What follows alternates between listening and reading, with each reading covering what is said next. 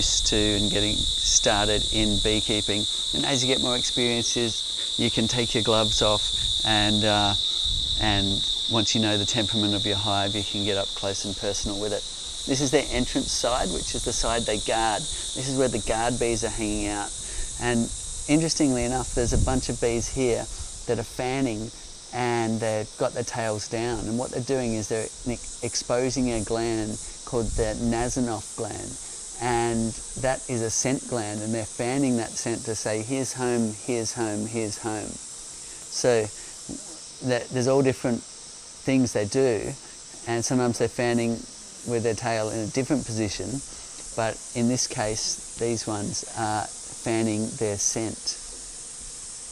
Fantastic seeds. And see all the little bits of capping. Why are they doing that? What's going on there? Are they just doing a bit of housework? They're doing a bit of cleaning up. We were in this hive, if you remember, recently, and we actually did a bit of beekeeping in it yesterday, and we were just grabbing a couple of photos and things, and during that process it looks like we might have disturbed a couple of the brood cells, because they have cleaned out what here is an early piece of brood. So the bees are very good at cleaning up their hive when there is an issue in there, and it's one of the many roles of a bee is like a cleaner bee. So when a bee emerges from its cell, what it's going to do is get in there and first start polishing some of the cells that they emerged from.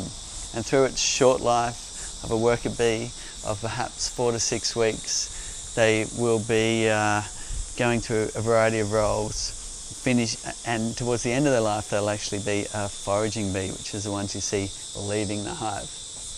Hey Steve, can you give us an update on what we're doing right now? I think we've just got Facebook and YouTube online. So, thank you for tuning in. What we're doing right now is simply doing an audio check. So give us a thumbs up if you can hear the audio loud and clear. Tomorrow, in about 17 hours and 5 minutes, which counting is down, 10 a.m. Sydney time in Australia, you will see us going live. And what we're going to be doing is putting a super box right on top of here and showing you some tips and tricks on how to set up your super for success.